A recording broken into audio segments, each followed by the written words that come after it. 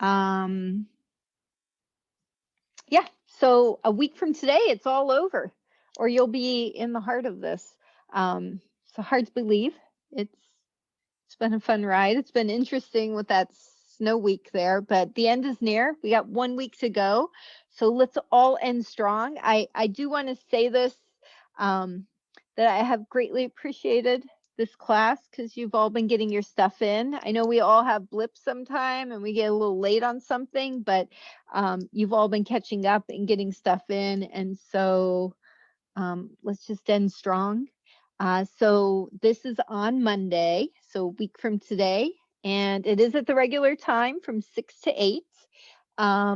It's the same as the other ones, and so if you don't trust me yet, maybe you will after next week. So it will show up at 6 o'clock. You guys just print it and take it and submit it, and then I'll be on Zoom, and you just check in for a final farewell. If you are one of my people who has to take it early on Mondays, just shoot me an email and we'll do the same thing that we always have. So I will just email it to you. I will be on Zoom. I'll have regular office hours. So I'll be on Zoom from 5 till 8 p.m. So if you have questions beforehand, I'll be on from 5 to 6. But if somebody else, I know Angelina will have to take it early. And right, just let me know. Just a reminder. So on Wednesday, here we go. Somebody else can get a bonus point. This might be our last day to get a bonus point. And I don't know, I didn't get a chance to say it. And those of you who presented earlier today, you were all phenomenal. You were amazing. I really had a great time, and I have 54 presentations this week, or maybe 51 now. And so that was you've really all set a strong bar, a high bar. And so most of my colleagues won't do this on Zoom, and I'm so impressed and how much you all grew even. I mean, your first set of presentations were awesome.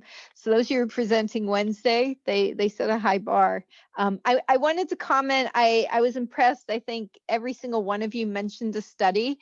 So just make sure in your paper that is due by Saturday night, you turn in early. I love early papers, but that you have 2 studies, that you have a solid paragraph discussing them. And if you have questions, you can send me an email. Like Isabella had several emails with me today, and I will give you suggestions. 2 people from my other class sent it to me and said, hey, can you look at it and just give me feedback? And I did. And I'll give it to point blank, hey, this looks good, or do this, do that. And that would just realize my week gets pretty busy starting Wednesdays, so it would probably have to happen. You can't send it to me Saturday morning and expect that I'm going to give you feedback for that. But if it's just a quick question, and if you know how to insert pictures in your paper, a picture of your molecule is wonderful. Or if you want to compare it, like I'm thinking Monica's, showing that picture of morphine versus codeine in your paper. It's really nice. Just make them smaller, but that makes it's kind of fun. And then you can talk about it. And so have fun with your papers like you guys did with your presentations. Be conversational in your paper. I know your writing teachers teach you to be very formal. I got to read 50 some of these. And so I enjoy, think of the presentations today. I'm thinking of Philip's right now. Like Philip talked about his personal connection, why he picked melatonin. And so include that in there. Make your intro really awesome. Make your introduction that I want to read this. I'm like going, wow, this is going to be really fun to read. Let your sense of humor be in there. So yeah, have other people read it and have fun reading it and get the science in there. I was really impressed how geeky, sciencey your slides all were. So thank you for that. It's really been a pleasure for this class. So I want to do that recording. On Wednesday, you guys have your last study set 12 and worksheet 12. And again, this is at 5 p.m. Because our presentations are at 6. So if you want the full points, you gotta get in at 5 p.m. And some of you have already turned it in. And then there is a lab. Lab 10 is due on Saturday. I just posted it today because I wanted you to make sure you could do your research over the weekend or enjoy your weekend. But you can do that before then. The other thing, though, is that I want to mention is Lab 9. So there is a Lab 9, and that is your peer reviews. So the half of you, a little bit more than half, the 10 of you who went today on Monday, if you get those in today, that'd be wonderful. Because that way I read all of them and write notes. Last time a couple of people got them in really late, and I'd already returned everybody's comments, papers and stuff, and you had really good feedback. So I don't need it to be typed up. You can just turn in your notes with your doodles on it, because mine has doodles all over it too. And Lab 10 is just writing reactions, and actually that's like half of it. So, and the other thing, there is a bonus at the end of the Lab 10 where you can make a spicy recipe. So for those of you asking, Bianca, there's turmeric. So there you go. You can try, Philip, making something with turmeric. And actually, I can't remember now, everybody from the different classes. You can do a bonus. There is actually another one, which is your 30 days. We had that lab on oxygen, and some of you meditated, and some of you did the giggles and jiggles, and some of you did G-bombs. And I said, if you kept it up for 30 days, you'll submit it with this lab by this weekend. So hopefully, you know how you kept track of what your 30 days were. So if you did do that for 30 days, you'll submit it with that. So some of you might get big points on this lab. And so, right, there you go. All right. So let's do this. That was me giving you a chance to draw and do stuff. Is there any questions? All right. And again, presentations Wednesday, we start at 6 because at 5 I'm going over the study set. So this is an amine. I usually leave a space, but I guess I didn't there. And so we're going to start with nitrogen. And so there's my cyclohexanamine.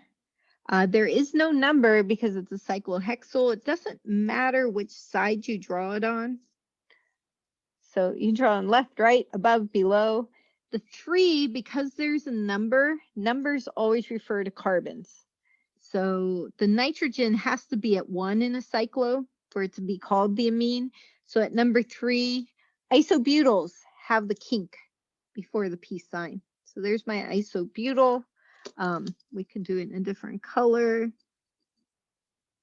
So that's the isobutyl. And what's wrong with my picture? You're missing your hydrogen.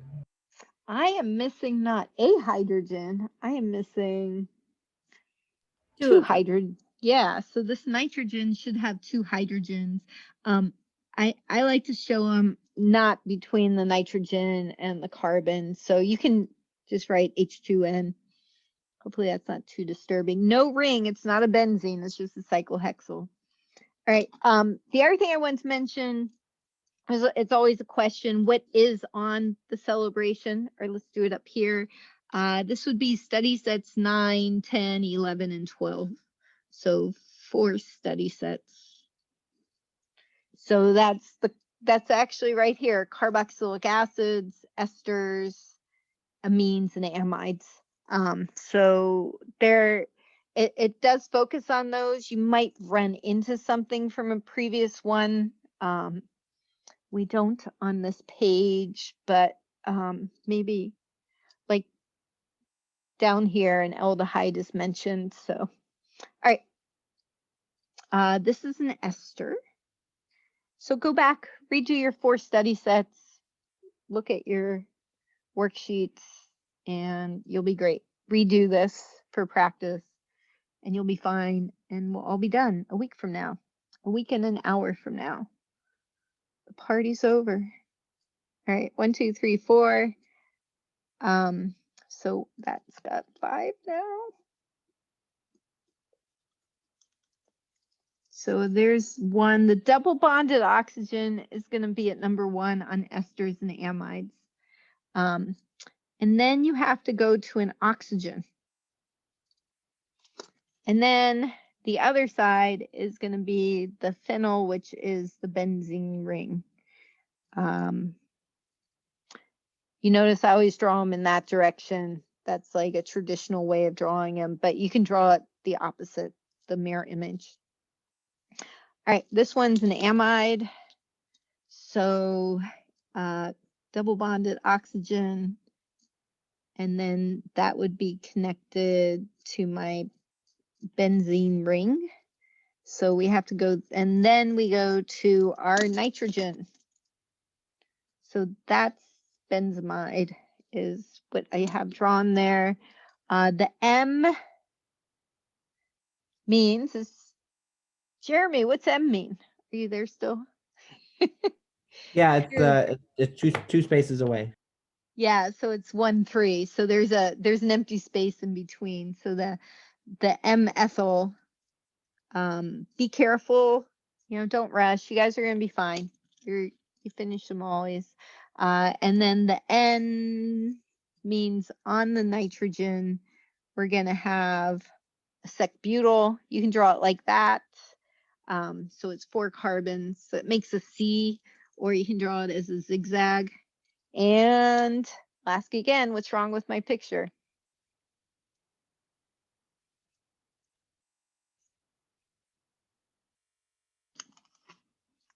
Nitrogen. Missing a hydrogen. Yes. So if you draw it like that, Christy, what's wrong with that? It's okay if you don't know. That, if you Looks like a methyl. It is a methyl. So when it's on an oxygen or nitrogen, you have to actually write the letter H in.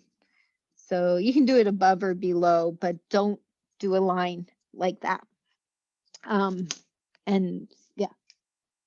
So I'm mentioning that because some people were working on their worksheet earlier, and that is a common thing that was going on. All right. So pentanoic acid, so 5. If you end up at the down, so the acid is always at 1, but I use beta. So anybody, what number is beta going to be at? So where's my methyl at? Or what's the other way of them? What would be the way to number it? Go ahead. Somebody was going to say. Beta 2. Alpha is actually a carbon number 2. Beta is 2 away. So the alpha carbon is this carbon, and the beta carbon is that. So technically this is a 3 if we numbered. And so that's the historic way of doing it, is alpha is the carbon next to the carboxylic acid. So the alpha carbon is not the carboxylic acid, because at the carboxylic acid at number 1, the IUPAC way, you can't put something because it's got too much stuff going on. So beta would be right there, would be the methyl. And back to the question I asked Christy, here we can do it like that because it is a methyl. So when you just have a line, it's a methyl. On nitrogens, you have to actually write the letter H in. So just be careful of that. All right, any questions? Keep going. I'm going to assume that Christy's answer to me last week, or does anybody want me to pause for 10 minutes and give you a chance, or just keep going? Because especially those of you who presented, you're probably tired. All right, this is the mean, but this is like the one on your worksheet. That is a carboxylic acid. I do not like when it's shown like that. So if you did it on a drawing like that, I would take off that dreaded half point, but that has to be carbon 1. So the mean is going to be a side group. So 1, 2, 3, 4, 5, 6, 7, 8. So we have a methyl side group and then a mean. So this is octanoic acid. This is technically an amino acid. So here's a good bonus point. This is not like one of the amino acids we usually talk about when we show the building blocks of proteins. Does anybody know why? So at number 5, we have a methyl. And at number 5, we have an amino group. So the amino goes first, sorry. So 5 amino, 5 methyl octanoic acid. The acid has to be at number 1. It's not a traditional amino acid, but it is categorized as an amino acid. Because it goes back to my previous question. The amino acids that are the building blocks for proteins, they are alpha amino acids, meaning the amino group is at that position. This guy is pretty far removed.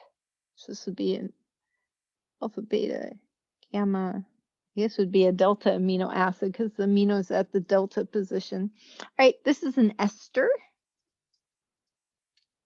And number 1 is here. And you cannot count across the oxygen.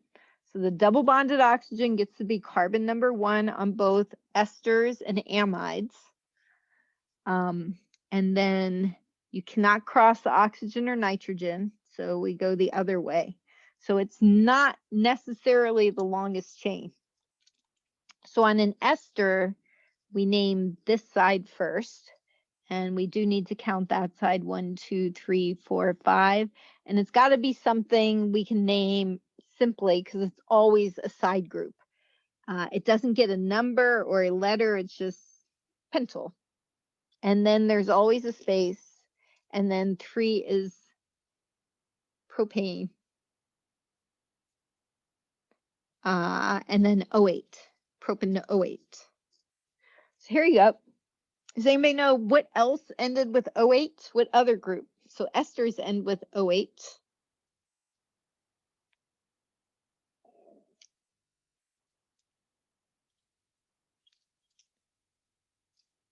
Carboxylate salts. I don't have one on here. But if we like made this into a sodium octanoate, you can go back and look at that. That would have been on study set 9. All right, this one is, there's our nitrogen. It's going to be on this benzene ring. So this is aniline, is what I have circled there. You should do chloride in green. So notice, this is what I was trying to say. This, I think Vincent and Isabella were here earlier. We like to show the chloride near the nitrogen. So that's why they're showing it here. But in the name, the chloride will go at the end. Why? And we do have to name the methyls. So 1, 2, 3, 4. So 2,4-dimethyl aniline chloride. Any idea why the chloride goes at the very end? Remember cats have paws? Yeah, I was gonna say, does it have to do with something, it being like an anion? Yeah, the anion always goes last. So we always, so this is the anion part, and this whole part is technically the cation. I think that was Ezra. Were you guys practicing today, or did you get that storm came in? We got that storm, so we just sat and talked for 45 minutes. It was not fun. It was pouring down rain, yeah, because you're right by me. But it's gonna, are you guys scrimmaging this week? Yeah, we'll scrimmage Thursday, Friday. Oh, good. Not Wednesday. I didn't want you to have to miss it for me. All right, this, I see the nitrogen, but it is that double bonded oxygen, and we can't cross the nitrogen. You can circle your nitrogen. So this is going to be, what are the 2 ways to name the amide? We can say ethane. It's like the term is ending, and I finally like can recognize voices when you folks talk. And This has actually been a really good lesson for me. It's like my life lesson because I've never been in auditory. So I'm getting stronger auditory. So thank you. We could also say, instead of ethanamide, we could say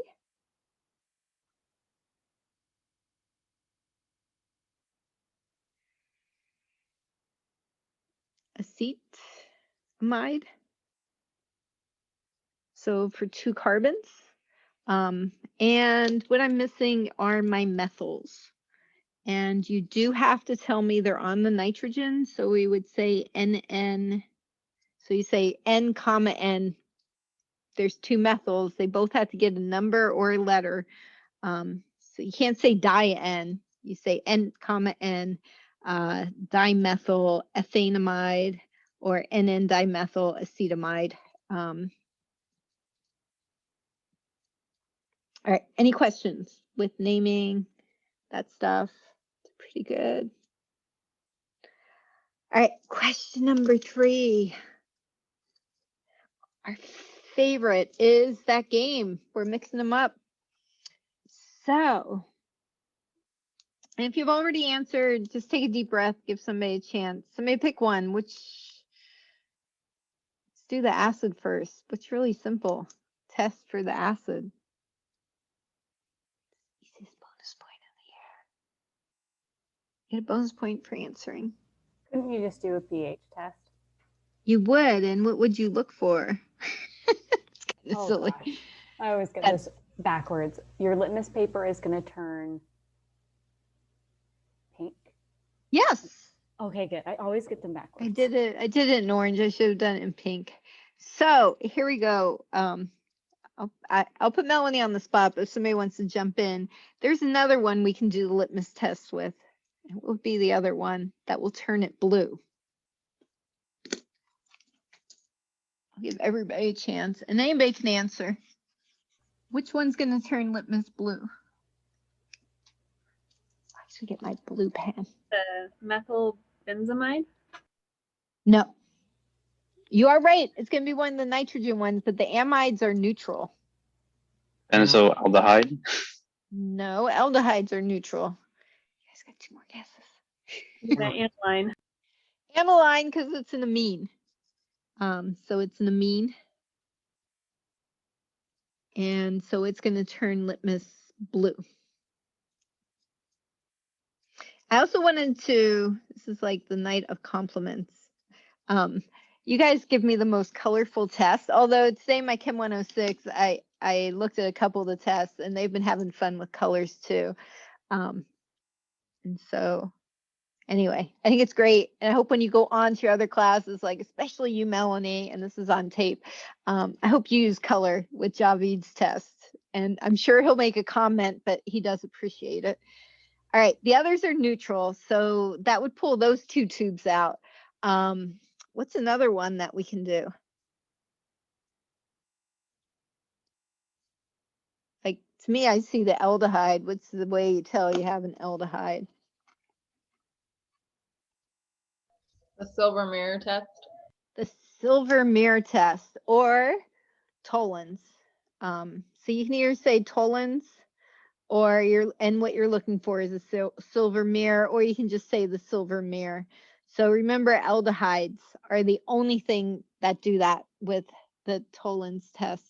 And so that actually pulls that tube out. That was one of the first ones in our flow chart. And those flow charts were really fun. I've never done that before with this class, and that's another thing. Some of these things, some of the labs I've had to create, even when we go back, I'm going to keep some of these labs, like the giggling and jiggling. I just have so much fun. And it'll be really fun when I'm live and get to see people and see. The class always becomes more animated as the term goes on. I'm like dreading because it's like the term's over and then I'll have to start all over again next term. But there'll be enough of you in each of my Chem 106, I hope, that it won't be too bad. But usually everybody's so serious because they're not used to me yet.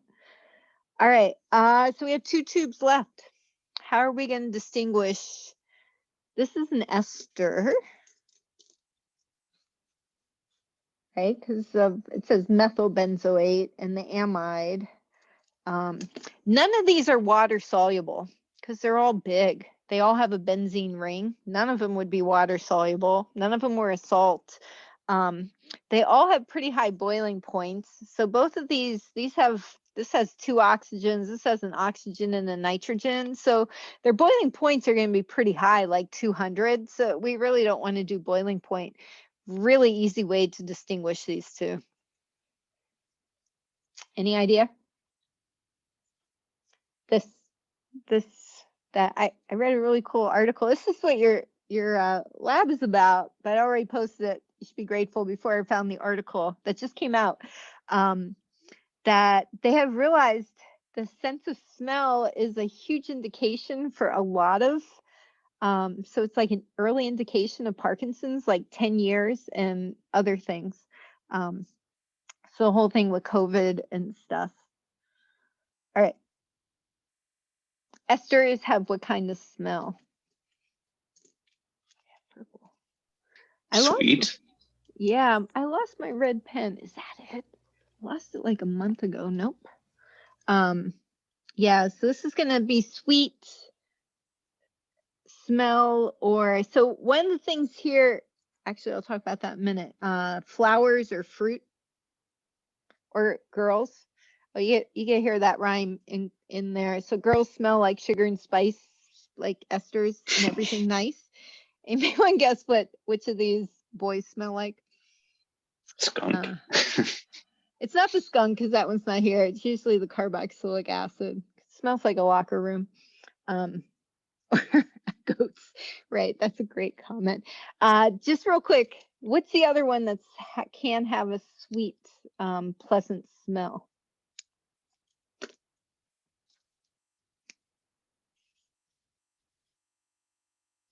Vincent, it's been a while since I got your name up there, so that's wonderful. I don't think anybody else is here. All these names are there. The aldehydes also have a sweet smell. So we want to pull that one out. They actually have a different type of sweetness. This one smells like the locker room, but we already eliminated it. This is considered acids and aniline are considered some of the foulest smelling. So a locker room or a goat. Aniline smells like rotten fish. So the smell test is not my favorite because these really too. So what would we write for benzamide? We have no test for amides. This is our last tube standing. There's nothing. Its pH is neutral. It really has no distinguishing smell that I've ever heard of. Doesn't do anything, doesn't oxidize, really doesn't, it's not that exciting. So it's going to be your last tube standing. So what else is the last tube standing? What other functional groups? They're not on this page.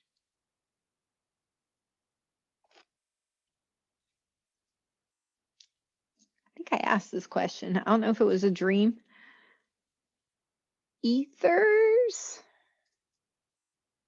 which also have a sweet smell. Ketones also don't really react with anything. But I don't know, we'll see them on there. But amides are last tube standing. They had no reaction. No reaction, no smell, nothing. All right, I wrote all over where I was going to talk about boiling point comparison. We've done this enough, though. What's at the top of our boiling point?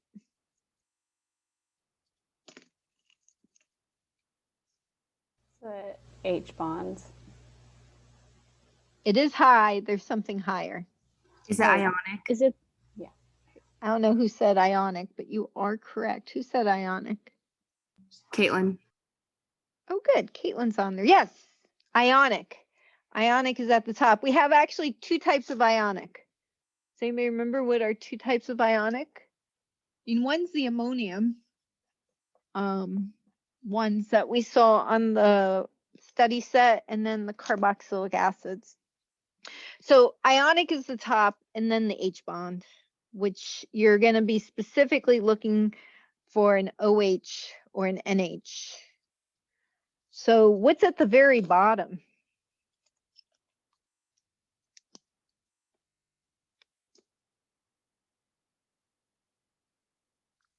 We got 9 people up there. We can get to 10. Non-polar carbons and hydrogens. Yeah, non-polar hydrophilic carbon hydrogen. So the alkanes, the alkene, remember alkanes, enes, and ines? And so here in the middle, which we left out, we're the ones that are polar.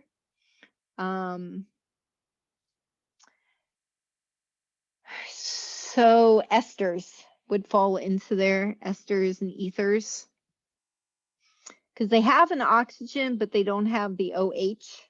So aldehydes, ketones, they're polar, but they don't H bond. There is quite a gap between each group, and it has to do with the attraction. So again, that was a question, really good question asked last week. And then over here, it said hydrophilic versus hydrophobic. This has to do with water soluble. So hydrophilic, anything with oxygens and nitrogens, and under 6 carbons. They're going to be hydrophilic. Hydrophobic is just too many carbons. So the surface area gets too high, or we don't have the oxygen, nitrogen. That was our very first celebration, was just the non-polar ones, and then we moved into oxygen, and now we've added double oxygens and nitrogens. Any questions about properties? Again, your test will be similar. It will have, the first page will be the drawing and naming. Hey, buddy. Or you thought they could just sneak in there, like usual. Kaylee? I'm going to assume she didn't have a question. There'll be a page about properties, so where you're comparing 2 things for boiling point, solubility. There might be isomer questions because you love isomer so much. The isomer question today is much easier than last week. All right. So, oh, and there'll be a section, it's on your lab. These actually, I had to cut them down. These, you can buy these. This is like really geeky. They're actually circle. You put them on top of spice jars. So you have the molecule on the top of your spice jar if you want to be really geeky. But it is identifying, that's what I wrote letters in. Identifying the functional group that the letter is trying to point to. So there'll be a section like that on the test. There'll be the renaming where the gnomes named it wrong and you make the doodles and rename it. So just go over those 4 study sets, look over your worksheet, look over this. And then of course, the last page, save the best for last, is reactions. So let's do it. All right. So these reactions, we're either going to start with something that we're going to cut into 2 pieces, or we're going to put things together. So methylpropanoate. Wow.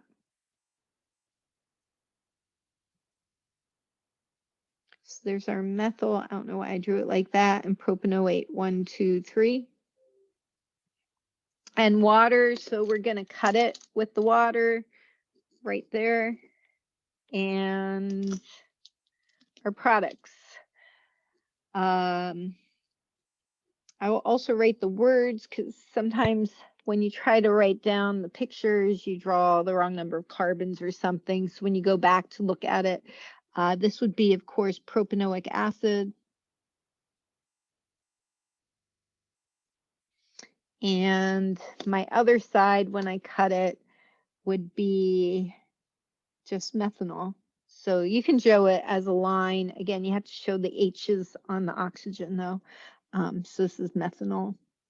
So if it's just water, we just cut it simply into 2. All right, so we're going to do the same thing. We're going to take the same molecule. And we're going to cut it And the difference is the sodium's there. So we will still get the methanol.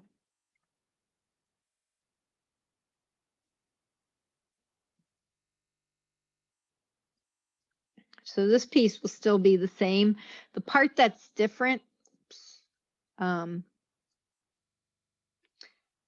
the hydrogen pops off and we would put on our sodium. So sodium,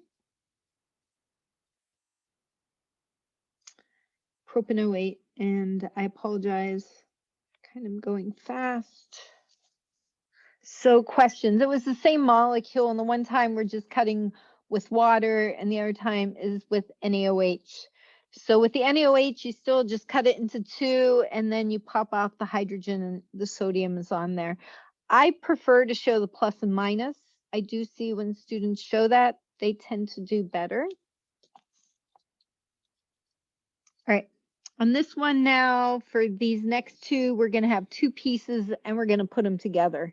So ethanol, the key with this is you have to make sure the OHs are pointing towards each other, and then butanoic acid, we would have 1, 2, 3, 4. So right, 1, 2, 3, 4, put our plus sign. And if you want, you can circle the water. You don't have to. I find like about half of you do, that helps you to circle the water molecules. So you will get plus H2O as one of your products. So you'll still have your alcohol group, and I don't know why I drew it like that. 1, 2, 3, 4. So we name that, this is butanoate, is the ending, the 4 carbons. And the other side is this piece here in blue is the ethyl. So ethyl butanoate, and they are technically two separate words. They don't combine the ethyl. It's like an extra piece. All right, and then this one, we're going to have ethylamine. So NH2 and butanoic acid.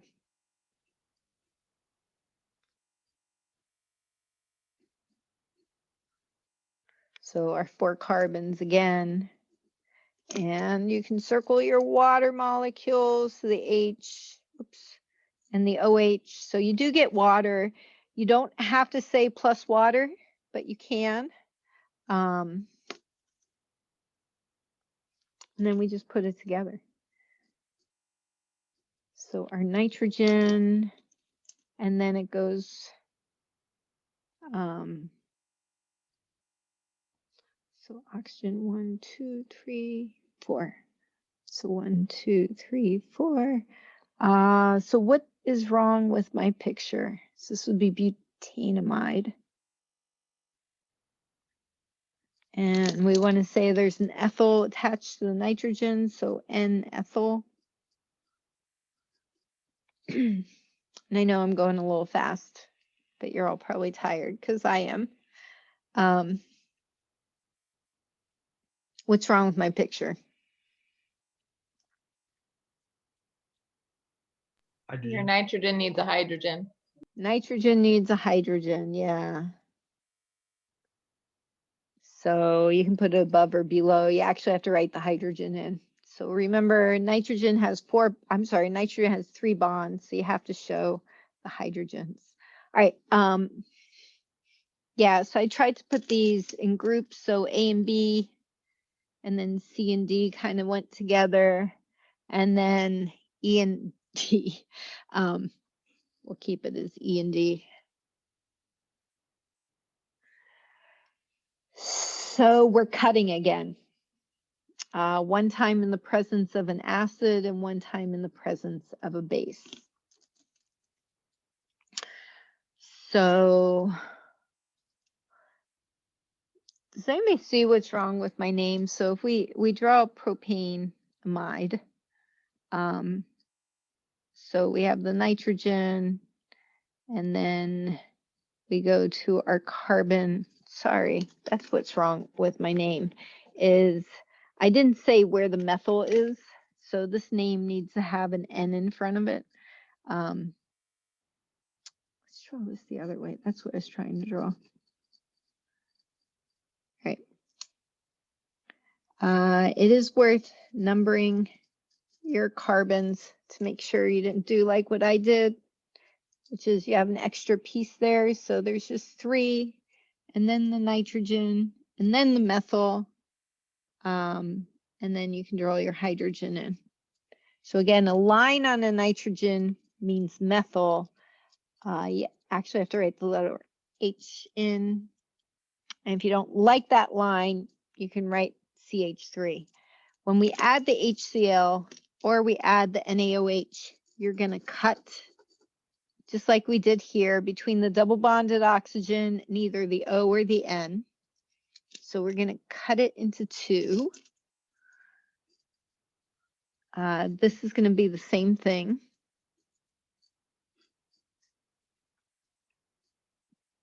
And if you want, you can just cut it into 2. And if you want, you can draw your methyl in there. The difference is in the presence of the NaOH, the second one, the sodium, the base, the sodium is going to pull this hydrogen off, and we're going to get a sodium and a negative. The nitrogen in this case is going to have just 2 hydrogens. So it has 3 total bonds. If you're in the presence of the acid, this is going to come out as an acid. So you're going to actually end up with 3 hydrogens on it. And then this would be attracted to the chloride. So this would be methyl ammonium chloride. And this would just be methylamine. So in presence of an acid, the acids, they both become acids. So the carboxylic acid's an acid, and the amine becomes its conjugate acid. In the presence of a base, both your answers end up as bases. So the amine is a base, and this would just be sodium propanoate. You can ponder that. But if you make the solution basic, your answers are basic. If you make the solution acidic, your answers are acids. This would just be propanoic acid. Again, I mean, for me personally, I think with the words, sometimes it makes more sense. The questions. Question on E. For the Yeah. propanoic acid product, where does that second oxygen come from? HCl is going to be aqueous, so there is more water present than HCl. Okay. That's a really good question. Same with, oh, I guess on the NaOH. Yeah, it's not an issue with the NaOH, is it? Yeah. So it's implied it's aqueous. Acids and bases are always aqueous. Really good question, Philip. Thank you. Actually, there'd be 2 extra hydrogens because, no. Yeah.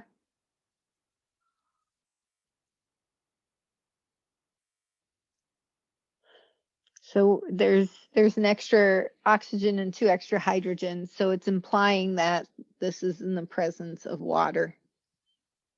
So you're basically doing a hydrolysis, cutting with water, and it's in an acidic situation. So they're aqueous. All right. Anybody else? Questions on those? So now we're going to do it the other way, and then we're done. All right. The other thing I wanted to mention for those who are taking Chem 106, who are with me with Chem 104, 106 is more like 105 as far as time, that most of the classes will be an hour and a half. It's going to probably be about 3 hours a week. So if we have a 2-hour class on like a Monday night, then Wednesday might not be as long, but we usually get done and then I stay for office hours. But the 2-hour block is because when we have class presentations and exams, we need that 2-hour time. All right. So pentanoic acid. So 5-carbon acid. There's multiple ways you could make it. Any ideas?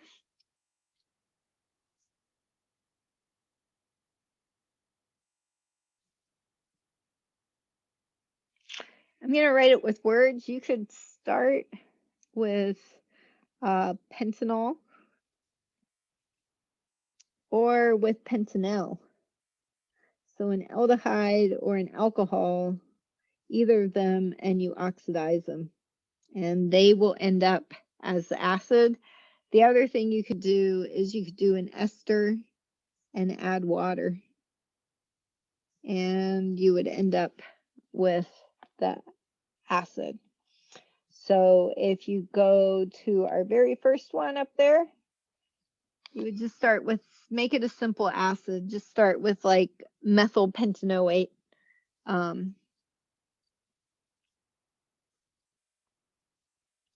So don't make it too fancy and then just add water. You would also, if you started with the ester, you'd also get methanol, or you could do ethyl pentanoate, but that would be our answers. You could also start with an amide. You'd have to say that you're in the presence of the acid. All right, the middle one, to make an amide. So for the propane part, we would start with the acid. So propanoic acid.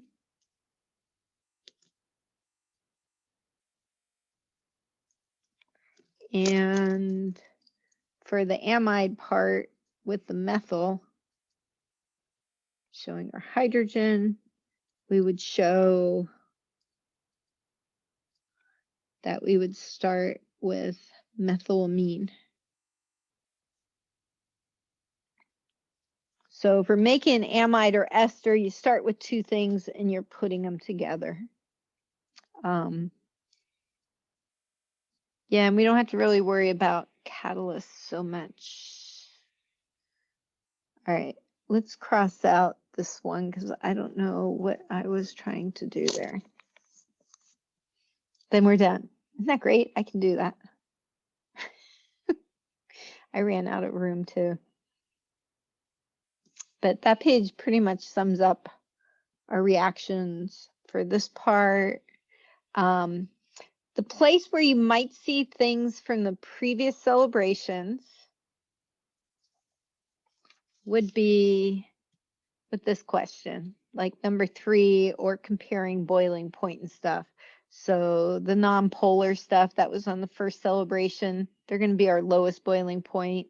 They're not going to be water soluble. Yeah. Or if we're doing different tests like the toluenes, but that would be like the only thing. Questions? Also, for our worksheet and study set for Wednesday, we talked about amides on here, so that should make that study set and worksheet much easier. If there's no questions, I'm going to stop. And again,